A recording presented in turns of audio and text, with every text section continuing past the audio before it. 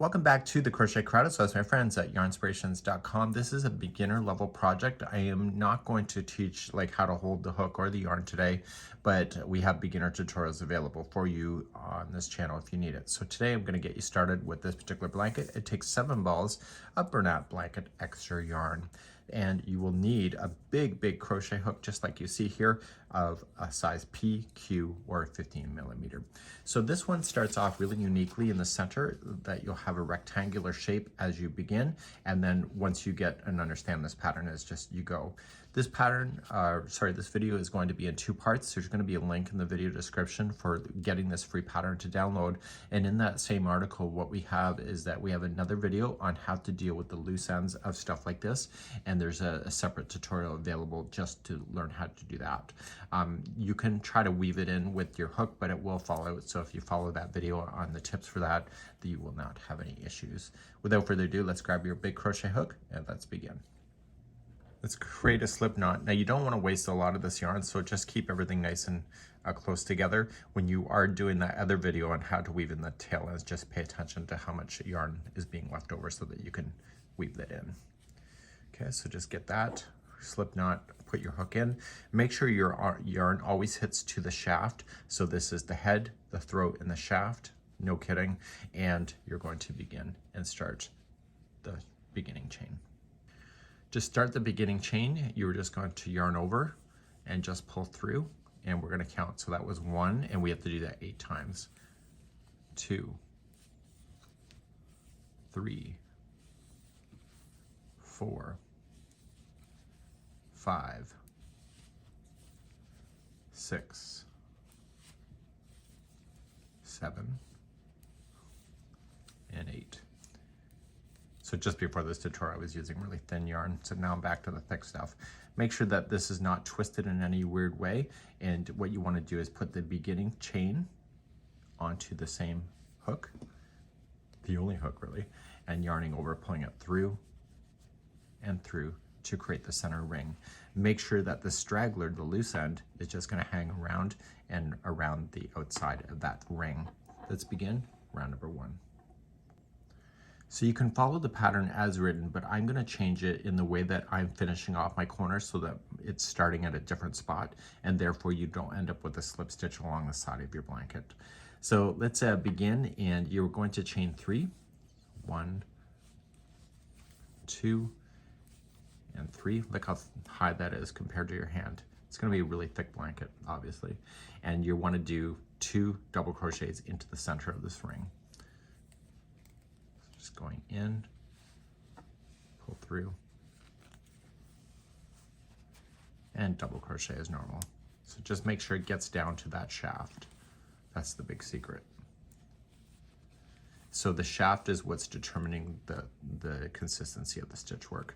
And so now you'll double crochet again.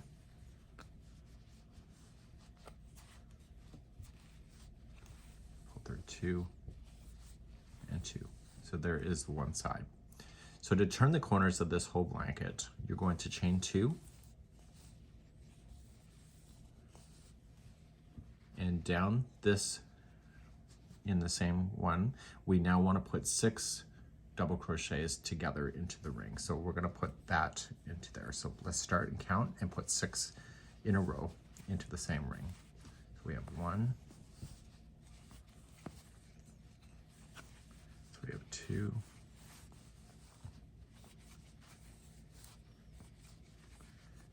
3,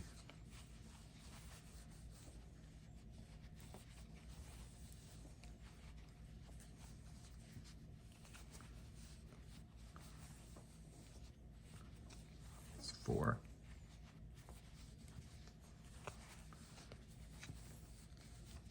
5, and 1 more, 6. So you're noticing this is going to speed through a lot of yarn because it's really thick. So you should have 6 here. So 1, 2, 3, 4, 5, 6. Chain 2 to turn. And so on this one, it's going to be a shorter edge. So chain 2 to turn, and then put 3 double crochet into this short side. So we have 1, 2, and 3. Okay, chain 2 to turn. And so we have a longer side left. So you just, because you're working in the ring, you can move stuff around. So just don't be afraid to move it down to create more space if you need it. So there's going to be 6 double crochets in a row. So 1,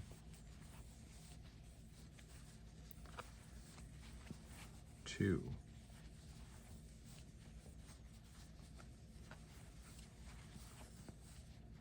3, 4,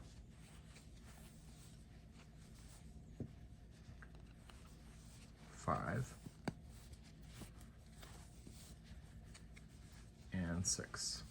And this is where I'm going to change from the original pattern. And so I'm going to have you, instead of chaining 2 and then when you start the next one you have to slip stitch across, I just want you to do a half double crochet join, which is the equivalent of a chain 2. So you're just going to yarn over and go into the top of the first chain 3 you started with and in, pull through, and then pull through all 3 loops. And this will be the equivalent of a chain 2 space on a corner. So you have 1, 2, 3, and 4. And now let's move on to round number 2. So let's start another round. And so all the rounds will be the same. The only difference is that the corners get further apart from each other. So you'll always start off by chaining 3. Okay, and then in the same corner space that is created with that half double crochet, put 2 more double crochet in. And we'll finish that corner on the way back through.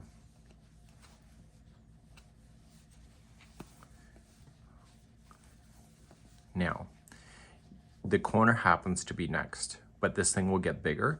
And so this here in this corner, just jump right to it and just put in 3 double crochet in to start.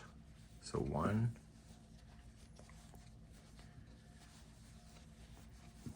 2, and 3.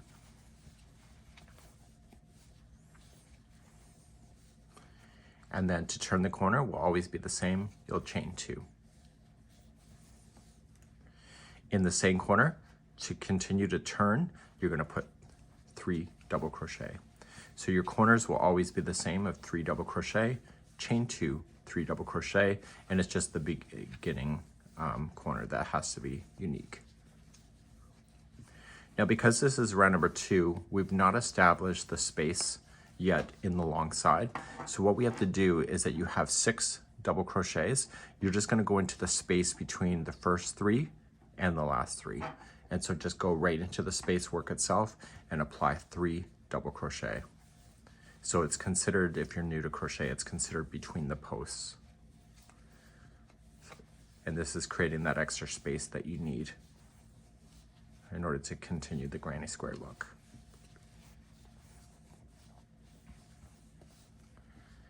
So your corner happens to be next, so you just jump right to your corner and you are going to put in 3 double crochet to start. And then how many is it to turn? How many chains do you do? It's the same every time. Did you say 2?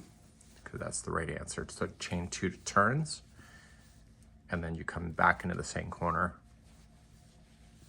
and you put 3 double crochet in. You know, that picture is really misleading on how thick and big this is. You don't really get the scope of it until it's in your hands, which is great. So the corner happens to be next. So you know what you need to do: 3 double crochet, chain 2, 3 double crochet.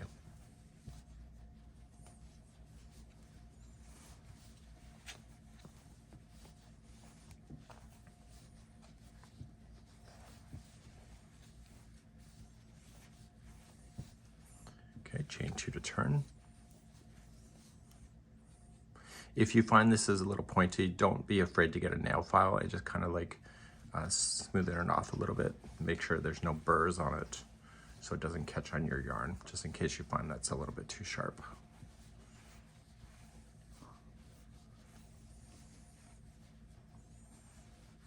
Or really fine sandpaper will work too. Okay, so there's your corner. And so now this is the side here. It has 6 double crochets, so you're going to go in between the 3rd and the 4th post with 3 double crochets. And so now you're creating those extra spaces that you need for the typical granny square.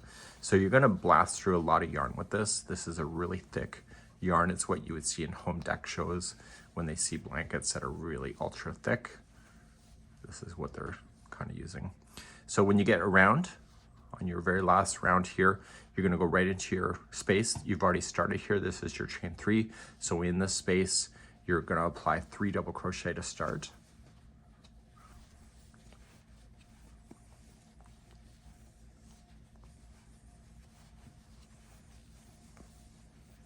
And then in my way of finishing, I do a half double crochet join to the top of the first chain 3. So just wrap the hook first and in, pull through all of it. So then you're done yet another round, and now the spaces are established on the longer side, and now we're just ready to go over and over until the cows come home. I'll take you through one more round to make sure you get it, and let's do the next round, number 3 next. Number 3. So number 3 is the same thing until you're ready to finish off. And so when you're ready to finish, then you can do that. So we're going to start with the chain 3 and then come right into the space that's been established by the half double crochet join and put 2 more double crochet in. So now you're looking for spaces that are in between the corners. And those spaces are because of the groups of 3. So you see one group, you see another group, this is a space. So just go right into the space and double crochet 3 times. So we have 1, 2, and 3.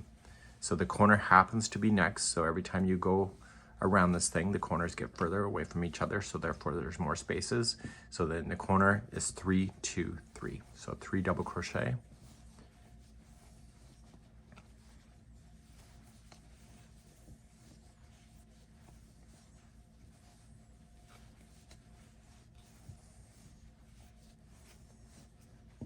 Okay, and then you have chain 2 and 3 double crochet in.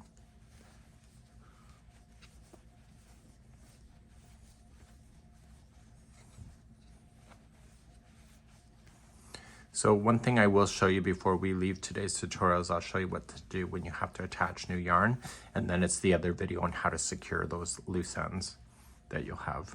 So once the corner's done, you look for the spaces. So in the longer side, you will have 1 space, and then a corner. So there's 3 double crochets in each one of those spaces.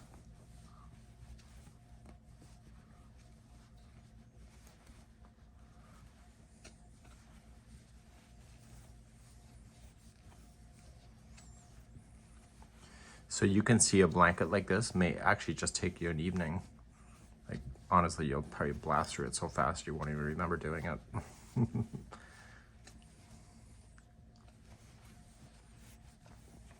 So with extra yarn like this, it's more expensive than obviously the thinner yarn because there's a lot more material that's involved. So that's why there's a price difference in the type of yarn that it is. And this is a chenille as well. So the corners are 3, 2, 3, so 3 double crochet, chain 2, 3 double crochet. Now you may see other chenilles on the marketplace. This is here, it's a Bernat Blanket product. This blanket product does not slip. So there's other ones that are shiny and you can feel it, and when you feel it, they really crunch down. This maintains its thickness, where other ones kind of flatten out. So just be cautious of that if you are going to substitute with that you may end up with a product that you thought was going to be really good and then it's not. There's some products out there that look like this, and then when you sit on it or use it, then it looks flat until you fluff it back up. This stuff tends to bounce back. So now on the short side, there's only 1 space this time. So right in the space of 3 double crochet each.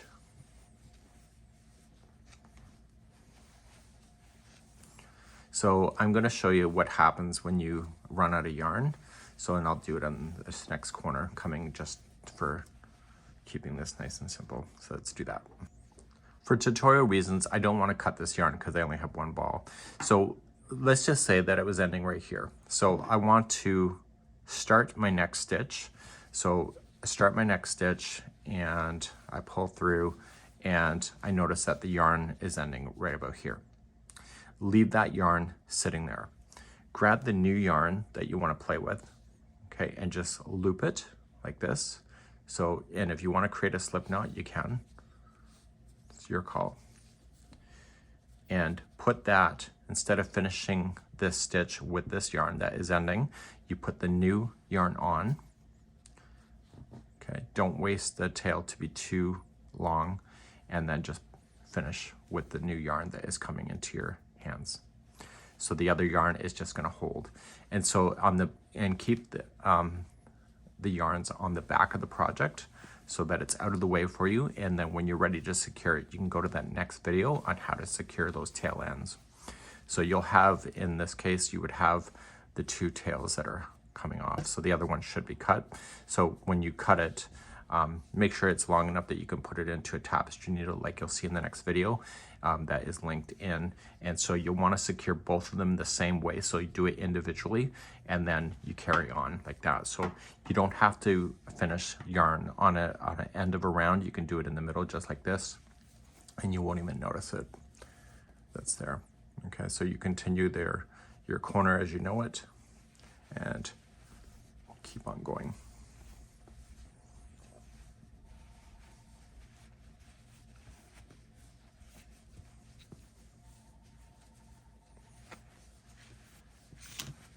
Okay, and just keep on going down the side. So you just keep on moseying on around and around until the cows come home, and then eventually you get back to the start again, and then you just start a fresh round. So you will notice that the bigger this goes is that the yarn will run out. What feels like it's faster because you're using more, obviously, yardage per round. And that's why they're calling for 7 balls in that particular blanket, which is still a great size throw to have at home. So you might want to look for sales and stuff like that for this yarn, because it's actually a great yarn to play with. So it's not as thick as Bernat Blanket Big, so it's a nice manageable size. And then eventually you'll come back to the very start of the round again. And so you will just put in your 3 double crochet.